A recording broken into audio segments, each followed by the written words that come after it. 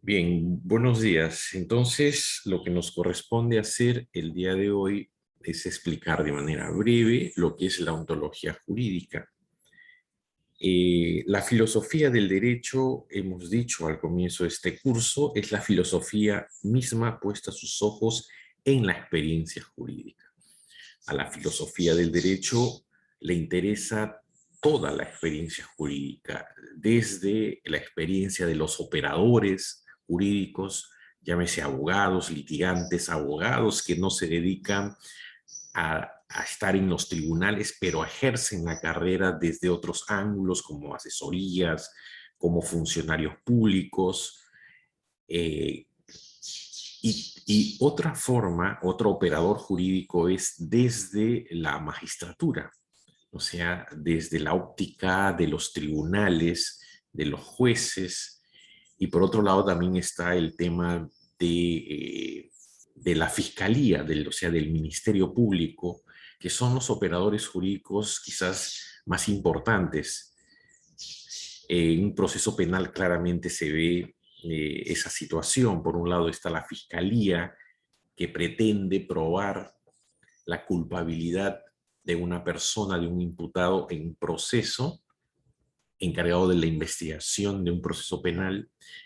Al otro lado está la defensa, la que pretende, si una persona ha cometido efectivamente un delito, lo que pretende la defensa es ver cómo se atenúa la pena que le van a imponer a su patrocinado o, en el mejor de los casos, a la absolución de su patrocinado.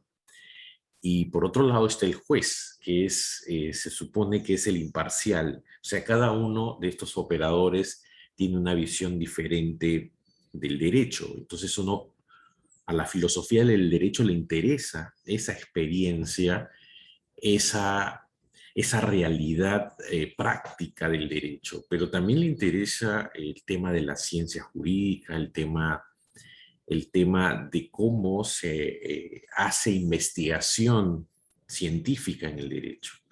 O sea, toda esa realidad le interesa al derecho. Por eso se dice que la filosofía del derecho es la filosofía misma puesta sus ojos en la experiencia jurídica. Pero no hay que olvidar que la filosofía, hemos visto en las características de la filosofía, lo que le interesa es resolver los problemas del hombre y del mundo. Entonces, viendo esa primera característica de la filosofía, si nosotros lo aplicamos al derecho, a la filosofía jurídica, le va a interesar estos problemas del hombre en su relación con el derecho. No hay que olvidar que el derecho es una creación del hombre para el hombre, y también la ubicación del derecho dentro del mundo, dentro de la realidad en general. Y ahí ya estamos en el umbral o estamos ya en la ontología o metafísica jurídica. Eh, Ahora, los problemas de la filosofía jurídica, siguiendo con las características de la filosofía misma, tiene que dar soluciones últimas.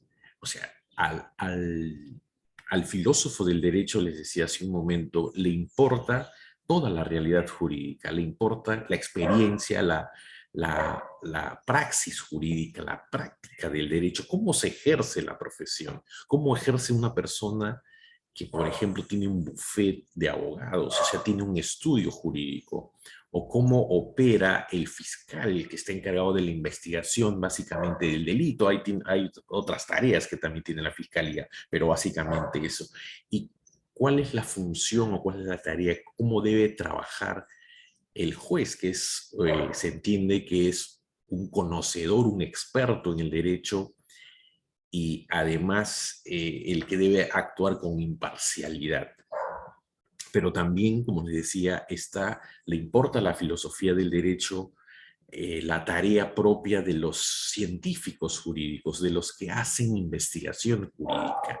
¿Es posible esta investigación? O sea, toda esa realidad jurídica le importa a la filosofía del derecho, pero eh, no olvidando que deben ser soluciones últimas sobre estos problemas, no cualquier solución, porque si no estaríamos ya dentro de las ciencias afines de la filosofía del derecho, como la sociología jurídica, como la psicología jurídica, como la lógica jurídica, etcétera, etcétera. Entonces, la filosofía del derecho es la filosofía misma puesta sus ojos en la experiencia jurídica. Y por ello, también es ontología. ¿Y qué cosa es la ontología? Ya hemos visto en las primeras clases, cuando estudiamos cuáles son las disciplinas de la filosofía, la ontología es una rama de la filosofía en general que estudia todo lo que es, en tanto que es, hay algunas traducciones que dicen de esa forma y dicen que es la correcta desde el griego antiguo. O sea, ¿qué cosa es la ontología? Es el estudio de lo que es en tanto que es. Pero en los manuales, en las traducciones de uso común que tenemos a la mano, se dice que la ontología es el estudio del ser en tanto que ser, siguiendo la terminología aristotélica. Es decir, la ontología estudia la realidad y la existencia tratando de determinar las categorías fundamentales y sus relaciones. Hay una diferencia en la historia de la filosofía. El término ontología en verdad es un término moderno que aparece en el siglo XVII, en el siglo XVIII. La tradición es que se habla de una metafísica.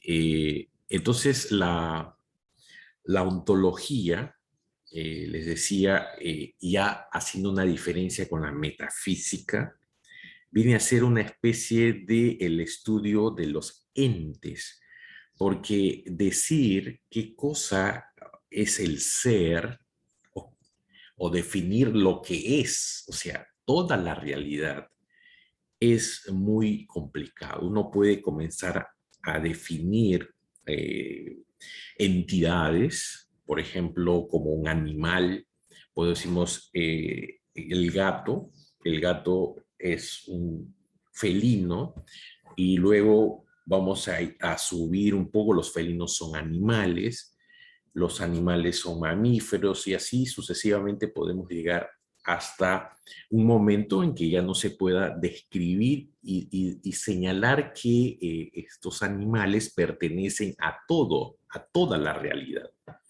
Entonces, y por eso consideran muchos eh, que la realidad, o sea, lo que es en verdad es incognoscible.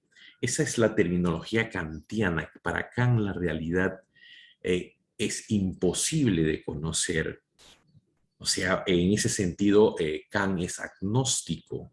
O sea, la cosa en sí, o sea, lo que es incognoscible, decía Kant. La terminología kantiana es la cosa en sí. La cosa en sí viene a traducirse, o sea, yo lo traduzco como lo que es el ser.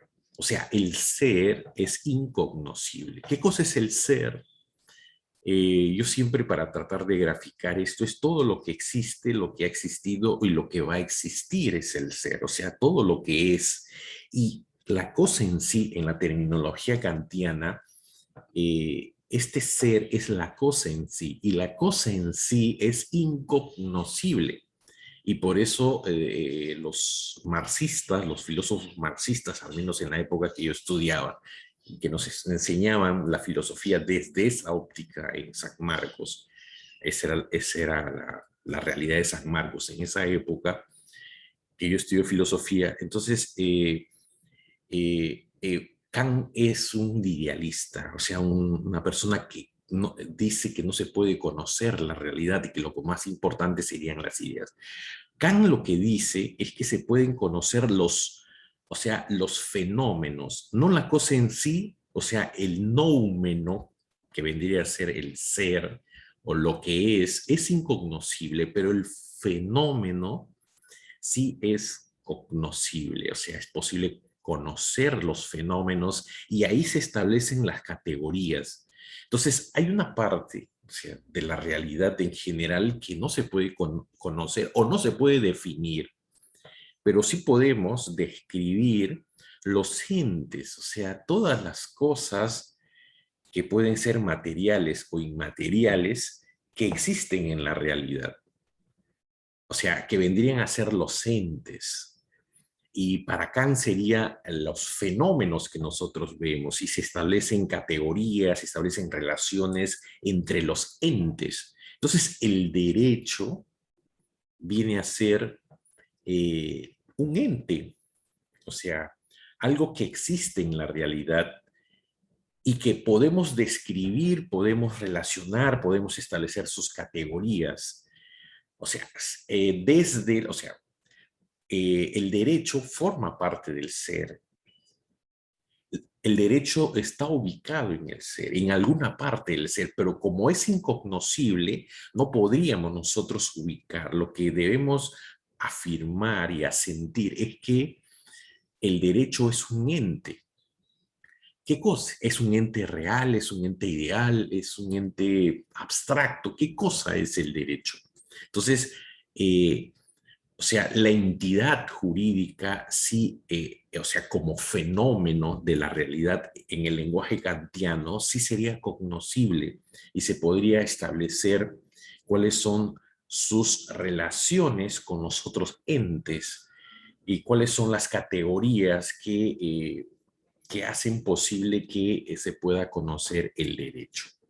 Bien, entonces, la ontología, o sea, para precisar, se entiende de varias maneras o de diferentes maneras.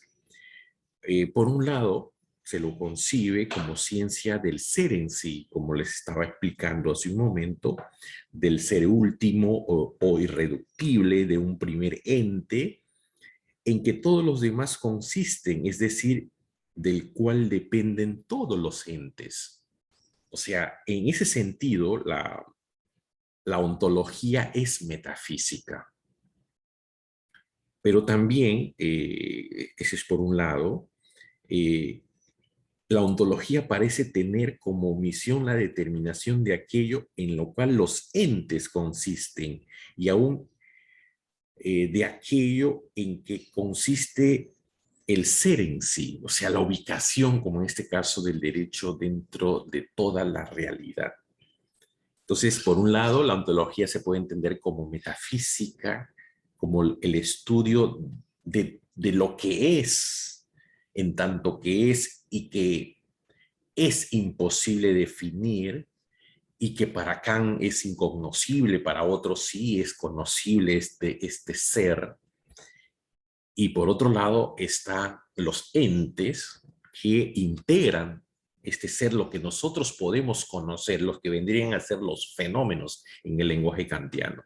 En el lenguaje kantiano, el noumeno es la cosa en sí, o sea, es lo que es y que es incognoscible, y que lo que nosotros conocemos son solamente fenómenos y que conociendo estos fenómenos, lo que nosotros podemos es establecer categorías y las relaciones que hay entre estos fenómenos. Entonces, así se puede entender la ontología como metafísica por un lado, que le importa el conocimiento de todo lo que es, de lo que existe, de toda la realidad, y que para muchos es cognoscible, para otros no, como para Kant. Y por otro lado está la ontología en sentido estricto, que solamente le interesa el estudio de todos los entes en su relación con otros entes y también en su relación con el ser en sí, o sea, con esta cosa en sí en el lenguaje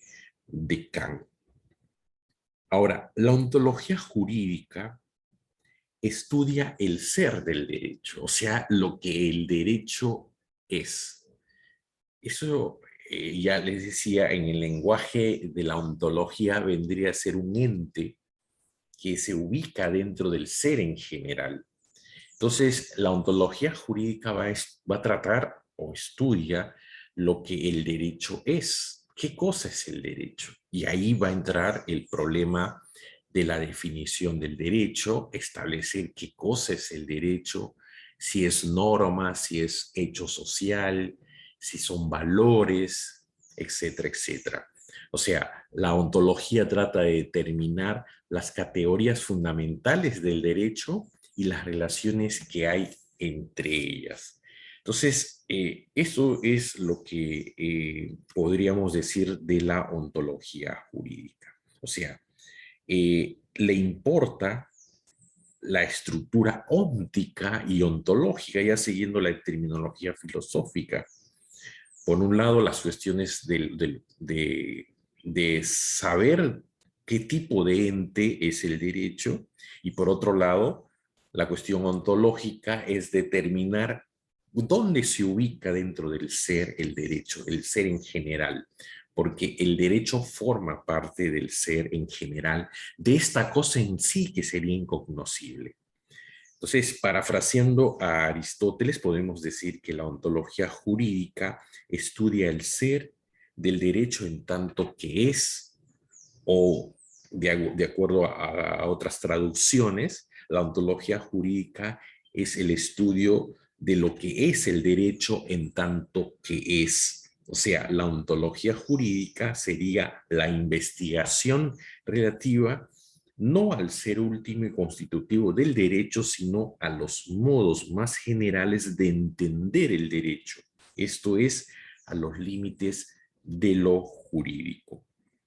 Un autor, Mantilla Pineda, me parece que es colombiano, señala que antes de proceder a la definición del derecho, hay una necesidad apremiante de explorar a fondo el derecho y en su realidad objetiva, en su constitución entitativa y de aprender su ser y modo de ser en su claridad prístina, dice Mantilla Pineda, en una diafanidad estructural sin prejuicios de escuelas y tendencias que enturbien nuestra visión.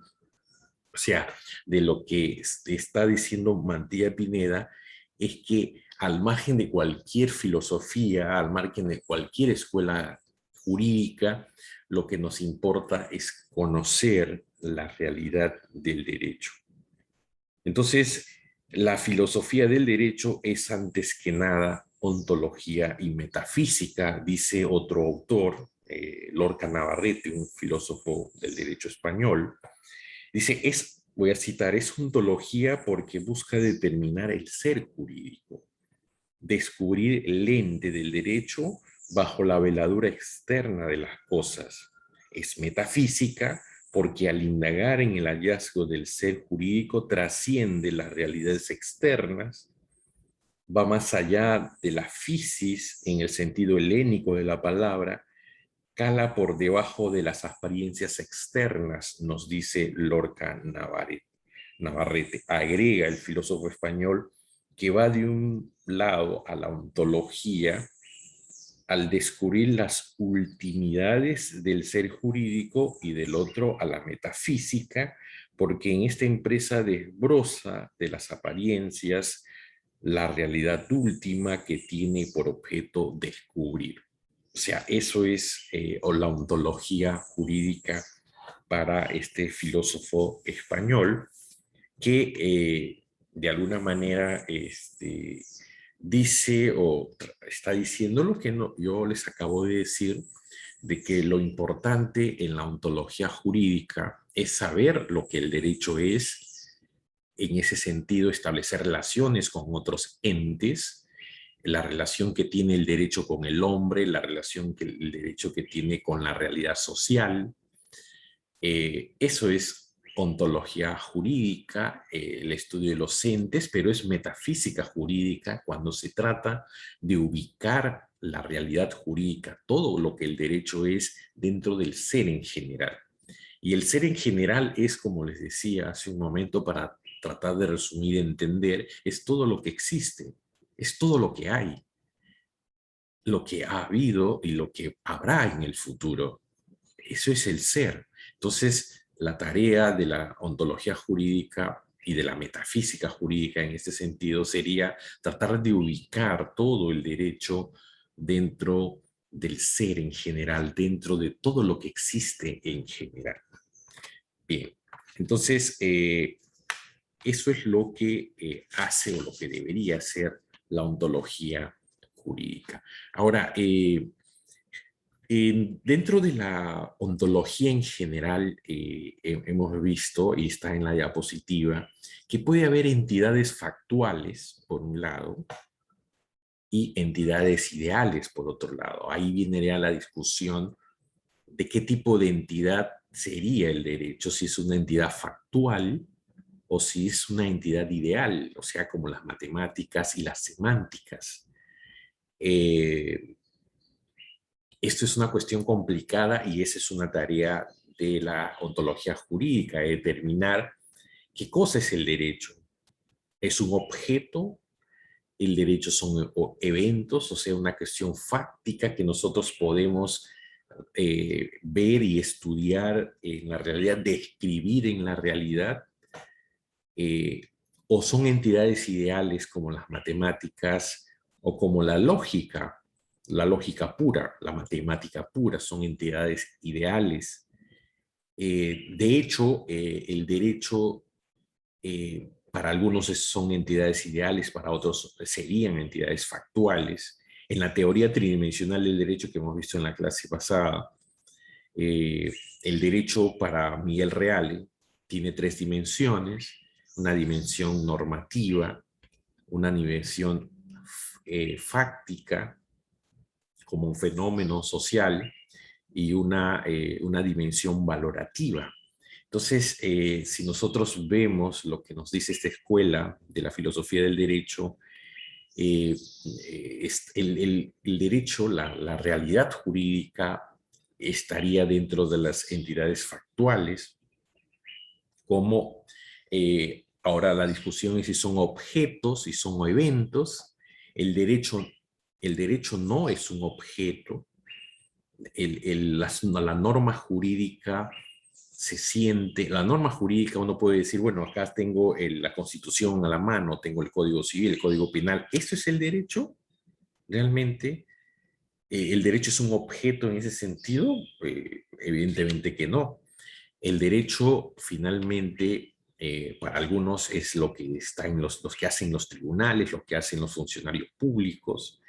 Entonces serían, antes que objeto, serían el derecho, la realidad jurídica es un conjunto de eventos, de situaciones que se dan en la realidad, de hechos que se van dando en la realidad, hechos del hombre en su relación intersubjetiva con otros hombres. Eso es el derecho, pero no es un objeto. Ahora, es una entidad matemática ideal para algunos, por ejemplo, para Kelsen sería eh, una entidad ideal, o sea, en el sentido de que hay una lógica jurídica, hay una estructura del derecho que debe ser estudiado sin relacionarlo con la realidad. Esa es lo que llama la teoría pura del derecho, porque el derecho, según Kelsen, está contaminado de otras disciplinas, entonces sería una cuestión lógica. Entonces, el derecho también forma parte, tiene esta logicidad, o sea, se puede estudiar dentro, lo que se llama la dogmática jurídica, se puede estudiar el derecho dentro de, o sea, de esta realidad lógica, de esta estructura lógica que es un sistema jurídico. Entonces, eso es en cuanto a tratar de entender lo que es el ser del derecho, la realidad jurídica. Ahora, hay, por otro lado, en la diapositiva también hemos puesto que eh, el derecho, o sea, hay varios autores, el derecho se lo concibe como objeto real por un lado, el derecho también es concebido como un objeto ideal, el derecho es concebido como un valor y el derecho también es concebido como un ser espiritual. Esas son algunas de las cuestiones que se han dicho acerca del ser del derecho, de lo que el derecho es, o sea, de lo que el derecho, lo que el derecho es como entidad como una cuestión ontológica, como una entidad que se relaciona con otros entes. Entonces, veamos en primer lugar lo que hemos puesto en la diapositiva, el derecho como objeto real, y aquí hay hasta 4 autores. Hay un autor, Pontes de Miranda, un brasileño, que señala que el derecho es energía. El derecho es energía. En sus palabras sostiene este filósofo del derecho, el derecho es un fenómeno de energía, dice energía social, que no es menos energía que la cinemática, la radiante, la eléctrica, la magnética, la térmica, la química.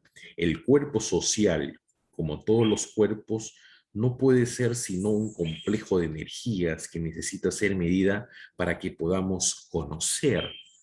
Ese es lo que nos dice de manera escueta este filósofo y jurista y sociólogo brasileño Pontes de Miranda. O sea, para él el derecho es un objeto real, pero cuando define este objeto real señala que es energía. Hay otro autor, Gomplowicz, un autor polaco, si no me equivoco. Él dice que el derecho es el dominio del más fuerte sobre el más débil. El, o sea, la teoría de la evolución es trasladada al derecho, o sea, la teoría de la evolución de Darwin. Este autor señala que el tema de los juristas, el tema del derecho es un problema también de lucha de razas. Las razas más fuertes, dice, triunfa sobre la más débil para establecer y mantener esta relación de subyugación. La raza vencedora organiza el Estado. Fíjense lo que dice, ¿verdad? Estas ideas ya no son admisibles, pero eso es lo que dice este autor. Para establecer y mantener estas relaciones de subyugación, la raza vencedora organiza el Estado como institución de poder esencialmente y crea el derecho como instrumento adecuado y eficaz para lograr sus objetivos. El derecho es la expresión de la desigualdad política, social y económica, porque justifica y afianza el dominio del más fuerte sobre el más débil. Evidentemente, estas ideas de Gumplowicz son ideas que ya no son admisibles.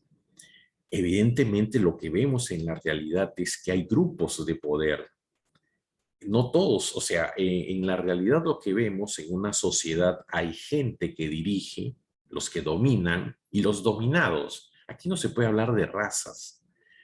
Y yo creo que aquí se habla ya, por ejemplo, en la realidad del Perú, lo que nos está tocando vivir. Bueno, tenemos un campesino, supuestamente, un maestro rural, el que nos está gobernando. Entonces, yo no sé si ellos son los más fuertes. Por el momento sí, por el momento tienen el poder. Pero no tiene todo el poder en una democracia, porque tienen un parlamento, un contrapeso donde no tienen mayoría. Y no tiene todo el poder porque un poquito más de la mitad de los votos que se dieron, un poquito más de la mitad con ello llegó al poder. Entonces, esto de hablar de razas o de la evolución de las especies, de la raza más fuerte es la que domina a la más débil, bueno, en estas alturas creo que no se pueden admitir. Lo que sí hay es que hay un grupo dominante. Muchos dicen que son los que detentan el poder económico, son los que manejan los hilos de un país, los que dominan a los políticos, a los que están en los gobiernos. Entonces, vamos a ver en verdad, en el caso del Perú, al menos en lo que nos está tocando vivir, es quién realmente está detrás del poder. Por lo menos tenemos a un maestro rural, no sé si simpatizante o no del Movadef, del Sendero Luminoso, pero lo cierto es que está ahí. Eh, y en ese sentido son los que detentan el poder, los que pueden y pueden dictar reglas jurídicas, los que pueden dictar normas, los que pueden trabajar junto con el Parlamento, dictar. Ellos son los que finalmente son los que están en el dominio. Y nosotros, la mayoría, los que estamos, los de a pie, como se dice, somos los dominados, los que tenemos que acatar las reglas de juego que nos están poniendo. Bueno, ese es por un lado. Por otro lado, también es en esta concepción del derecho como objeto real, hay una concepción de un filósofo del derecho von Petrasicki, este dice que el derecho es un fenómeno psíquico. Se debe, o sea, él concibe la influencia del psicologismo de la segunda mitad del siglo XIX, representado por Boone, Spencer, Ribot, Taine, quienes redujeron todas las manifestaciones culturales. El derecho es una manifestación cultural y por tanto todas las manifestaciones culturales se reducen a lo psíquico. Exactamente, Petrasicki considera el derecho como un fenómeno de psicología emocional. El derecho es emoción pasiva, activa. Claro, muchas veces el derecho no deja de tener razón de alguna manera este autor, porque el derecho como fenómeno psíquico, de hecho es un fenómeno, o sea, a veces uno cuando le dictan una norma, uno rechaza la norma, no lo quiere cumplir y no acata la norma, pero no por eso deja de ser norma. En Quito vemos que se desacata, por ejemplo, esta ley de tránsito de que los motociclistas deben usar casco como medida de seguridad. Acá les importa poco eso. Les importa poco la seguridad, su seguridad, porque un casco te puede salvar la vida. Entonces, por ejemplo, en este caso, hay el rechazo, es un fenómeno psíquico, es una cuestión emocional. Los grupos de poder por emociones dan normas y los grupos, o en este caso que hemos hablado hace un momento de los dominados, también tienen un rechazo, hay una cuestión emocional de aceptar o de no aceptar una norma. Y en ese sentido, el derecho es un fenómeno psíquico. Pero también para terminar esta parte, el derecho también es como, es una decisión, dice Isai, un autor, Hermann Isai, que es un filósofo del derecho, cuando habla de qué cosa es el derecho como un objeto real, el derecho son decisiones finalmente, la decisión que toma un funcionario al resolver un problema. Por ejemplo, hemos visto la decisión del ministro de Trabajo, que en menos de 24 horas eh, inscribió a un sindicato que evidentemente no cumplía con todos los requisitos, habría que determinar eso. Pero en 20, o sea, lo primero que hizo este señor Maraví, que tiene, al menos en su historial, como un tipo incendiario que, de acuerdo a los, eso está en los atestados, en lo que se ha abierto un procesos, me parece, penales, los testigos, eso es lo que sí, o sea, yo estoy afirmando lo que he escuchado, lo que he leído también. Los testigos dicen que este era un experto, este Maraví, que es el ministro de Trabajo, un experto haciendo, para hacer explosivos. Entonces, por ejemplo, ha tomado la decisión de inscribir a este sindicato, dividiendo al SUTEP, a un sindicato tradicional de los maestros. Ahí vemos cómo el derecho es toma de decisiones en la administración pública, pero también el derecho es una toma de decisión en el Poder Judicial. Y efectivamente estas decisiones se tienen que hacer porque se tienen que resolver problemas. Señala este autor, para irnos a lo que dice este autor, señala la tesis contra toda escuela de derecho de que el elemento primario del derecho no es la norma, sino la decisión. O sea, en otras palabras, el derecho es lo que dicen los tribunales. Sería una posición mucho más realista. Dice, no es norma, sino la decisión y que está constituido por un conjunto de decisiones, es decir, por una reglamentación adaptada a los casos concretos y en la que participan en mayor grado que los elementos racionales, las emociones, las intuiciones y los sentimientos. O sea, este es ya vamos a ver en su momento, este es un autor que estaría ubicado dentro de lo que es el realismo jurídico. O sea, el derecho no es norma, como dice Kelsen. El derecho es un conjunto de decisiones, o sea, el derecho son los fallos que dan los tribunales, son las resoluciones que hacen los funcionarios públicos.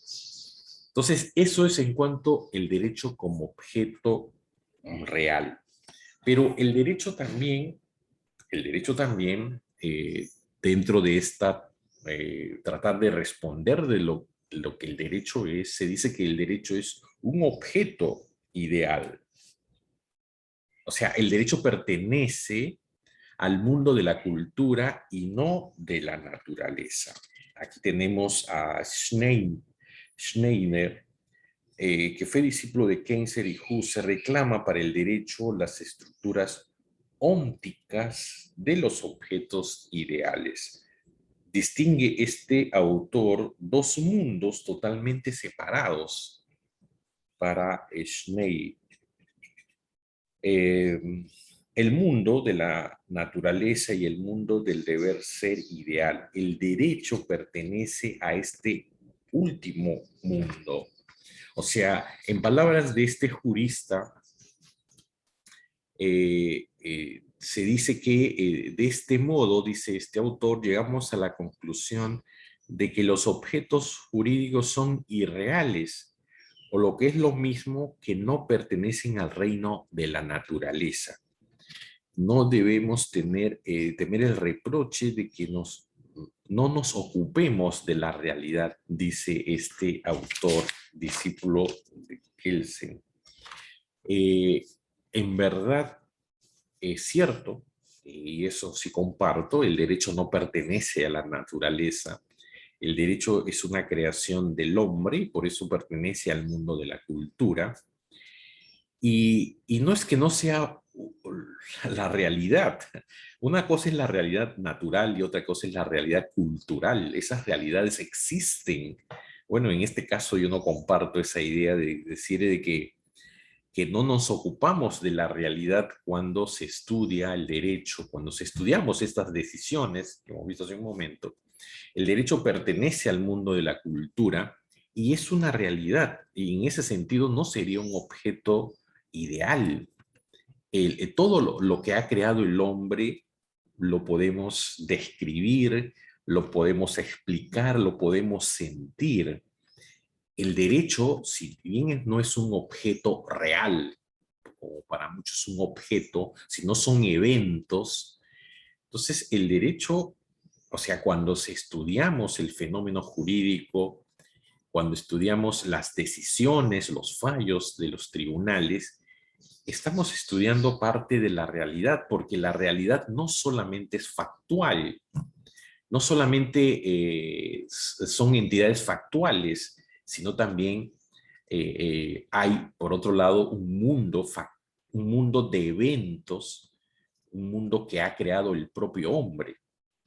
Y el hombre pertenece a la naturaleza, pero el hombre es un hombre creador de cultura, un hombre que crea. Y en ese sentido, no creo que sea exclusivamente, como dice este autor, que no se está estudiando. Cuando se estudia el derecho, no nos estamos ocupando de la realidad, entre comillas. La realidad, hay una realidad factual, pero también hay una realidad ideal o una realidad cultural. para entender todas las creaciones del hombre. O sea, el hecho de hacer cultura y estudiar la cultura no significa que no estemos estudiando la realidad. Es una realidad diferente, evidentemente, a la naturaleza. Hemos visto al comienzo de este curso, perdón, me estoy confundiendo con otro curso, pero al comienzo de este curso hemos hablado también de que el derecho pertenece al mundo de la cultura. El derecho pertenece al mundo de la cultura en el sentido de que se rige por un principio de imputación, a diferencia del mundo de la naturaleza que se rige por el principio de causalidad. Ambos principios tienen la misma estructura. Lo que hay en el mundo de la cultura es, esta regla es el mundo del deber ser y por otro lado el mundo del ser, pero no significa que cuando se estudia el mundo del deber ser y su relación con lo que es, no estemos estudiando la realidad. En ese sentido no estoy de acuerdo con este autor, discípulo Fritz Schneider, discípulo de Kelsen y de Husserl. Ahora, el derecho también es considerado como valor.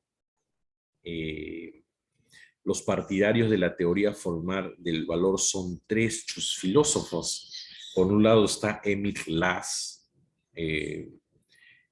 por otro lado está Max Ernst Mayr y también Gustav Radbruch, que son autores que señalan que el derecho es valor.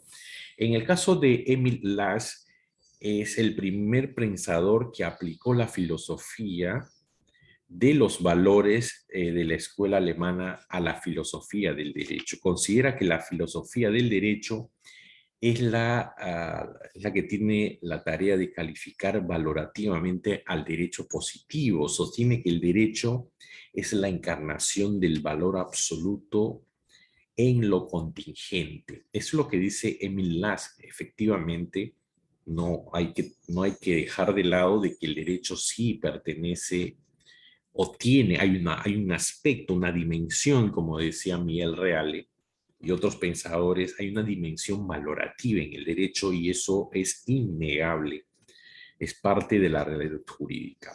Por otro lado, Mayer señala que los ideales jurídicos son parte de los ideales culturales de cada época. Sostiene que el derecho es norma cultural sancionada por el Estado. O sea, el derecho es norma cultural, claro, porque como les decía hace un momento, el derecho le interesan los valores. El derecho determina qué es lo conveniente y qué es lo inconveniente, qué es lo permitido y qué está prohibido, qué es lo que se debe sancionar y qué es lo que no se debe sancionar. Y Gustav Radbruch dice que el derecho es un fenómeno cultural. El concepto del derecho es, por consiguiente, un concepto cultural. Los conceptos culturales no son ni conceptos axiológicos ni puros conceptos ontológicos, dice Radbruch. Son más bien conceptos que se refieren al valor. Sostiene, pues, que el derecho es una realidad referida a valores. Entonces, esto es interesante en cuanto a ver el aspecto valorativo del derecho, pero lo cuestionable de esta concepción del derecho como valor es que eso es solamente un aspecto del derecho. El derecho no solamente son valores, el derecho es un fenómeno social y que de alguna manera se resuelven, son decisiones, son fallos que se dan en la realidad tanto de la administración pública como del Poder Judicial. Y el derecho también es norma, no solamente son valores, es una visión unidimensional del derecho, es una visión, o en todo caso, dan énfasis en la parte valorativa, pero el derecho también es norma, siguiendo a Miguel Reale, y también es un fenómeno social. O sea, tienen otras dimensiones, no es la única dimensión que tiene el derecho. Y finalmente, el derecho como ser espiritual. Acá tenemos en esta parte, en la diapositiva, hemos puesto que el derecho es una forma objetivada de la vida humana. Y aquí tenemos a un autor, o al menos mexicano, Recasén Siches. Recasén Siches considera el derecho como una forma objetivada de vida humana. Después de buscar el derecho, dice, en la esfera de los objetos reales, de los objetos ideales y de los valores puros, este autor emprende su búsqueda en la esfera de la vida humana. Para Recasén Siches, el derecho es una forma objetivada de vida humana. Eh, Carlos Cosio, un filósofo del derecho argentino, señala que el derecho es vida humana plenaria, que es una realidad egológica. Miguel Reales señala que el derecho es hecho, valor y norma. Mantilla Pineda, un autor colombiano, señala que el derecho es parte del espíritu, es en parte espíritu objetivo y en parte es espíritu objetivado. Entonces, Mantilla, este autor colombiano, eh, resume el tema de la ontología jurídica o resume toda esta posición del derecho como ser espiritual, señalando que el derecho, en primer lugar, no es objeto perteneciente a la realidad natural. En eso estamos de acuerdo todos, o sea, no es física, no es biología ni psíquica. En segundo lugar, dice Mantilla Pineda, el derecho no es mero objeto ideal ni mero valor, como tampoco en esta parte también es cierto. O sea, no es exclusivamente valor. Y en tercer lugar, dice que el derecho solo es posible en el ámbito privativo humano, en la sociedad de la cultura y la historia. O sea, esto evidentemente estamos de acuerdo, o sea, pertenece a la cuestión humana. Y en cuarto lugar, el derecho es un objeto propio de la esfera ontológica, o sea, del ser espiritual. Pero diferimos de Cosio y Reales, señala Mantilla, en que el derecho solo es vida humana, esto es espíritu objetivado. O sea, el derecho es vida humana, efectivamente, o sea, en eso no podemos estar en desacuerdo, pero no hay que olvidar que el derecho es vida humana, pero esta vida humana tiene una parte valorativa importantísima y también el derecho tiene la necesidad de ser sancionado por el Estado, o sea, tiene que dictarse normas. Estamos en un mundo del derecho escrito, tiene que dictarse normas y en ese sentido tienen o sea, una realidad normativa el derecho. El derecho tiene una realidad normativa y tiene una realidad valorativa en sentido de que se permite o no se permite ciertas conductas y ahí estamos valorando y se trata de alcanzar la justicia. Entonces, el derecho es una forma objetivada de la vida humana, también es reducir al derecho como exclusivamente una cuestión factual, a pesar de que lo consideran como parte del espíritu, como un ser espiritual. En verdad, cuando se habla de la espiritualidad, no podemos, o sea, no podemos, o sea, la parte espiritual, no podemos dejar de considerar los otros aspectos que tiene. O sea, si bien es cierto, se trata de resumir, como Recasén Siches, de decir que el derecho, lo que le importa o el derecho pertenece exclusivamente a una vida humana objetivada, pero esta vida humana, esta vida necesita de regulaciones, necesita de una norma y esta vida humana también está, si se quiere, envuelta en cuestiones valorativas. Esta vida humana no es cualquier vida humana.